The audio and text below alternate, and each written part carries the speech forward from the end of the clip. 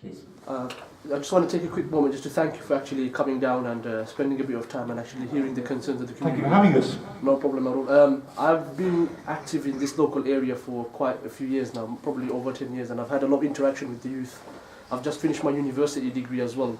So one of my experiences that I just wanted to kind of really share is that after engaging with a lot of the youth, just generally Muslims or non-Muslims, one of the problems that we find is that every 4 years we see this circus come around, and that's when the election period comes, and that's the only time, to be honest, the normal people actually get to engage with the political class. Now, the Muslim community and other communities as well have generally got on and have actually provided for their needs without the intervention of the state. So we have opened up local mosques, youth centres. So we're actually quite self-sufficient in a certain extent. It's not just the Muslim community, the Jewish community are like that, the Christian community are like that.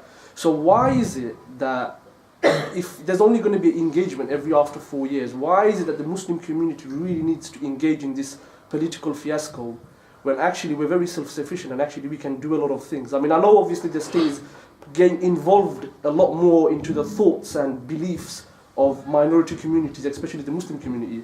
But if this culture doesn't change where the Muslim community is only engaging only 4 years basis, then to be honest, it seems very self-seeking, because the narrative in the media is that politicians, unfortunately, I mean, I don't want to brush off the same, but they're career-seeking, self-motivating, they're career-chasing, they don't hold on to any of their values. Even, for example, when you look at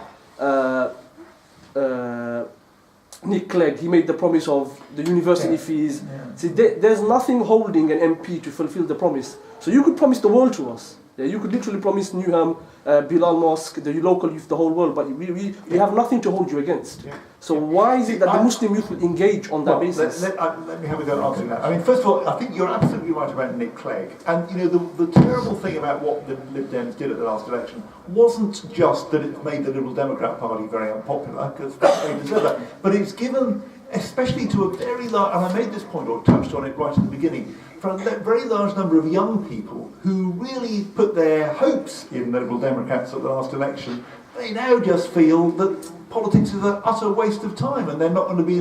It's not that they're going to support a different party. They won't support any parties at all. They'll pull out from it, and that I think is a problem, because we do need people engaged in politics. We need this sort of discussion not just at election time, but all the way through, so that representatives like me are able to reflect the aspirations and the hopes of people that we're representing. And I welcome the chance to come very frequently. You know, if the Bilal Mosque would invite me once every 6 months or whatever, with my council colleagues, we'd love to do that. I'd love to do that. And actually, Unmesh and I very often do go to local groups of all kinds.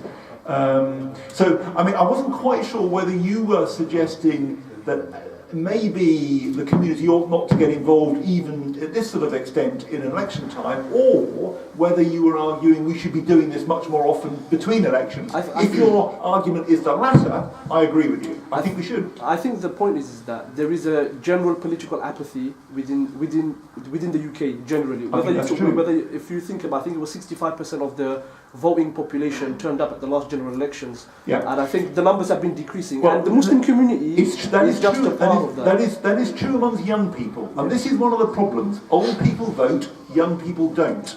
And you can see the effects of that, because if you look at what this government has done, they've been very careful to protect the benefits and support for older people, and they've slashed the support for young people. I think that's true, but I think my final point on this issue is I just think that the youth just don't see I think they're seeing that they can fulfill their needs and their rights and their self-sufficiency without actually engaging with the political establishment. But they can't. That's the trouble. I think you're right, but that is wrong. In the end, you do have to engage with politics, because that's the only way really that you change things. And I agree, people like me have got a big job to do to persuade young people that is the case.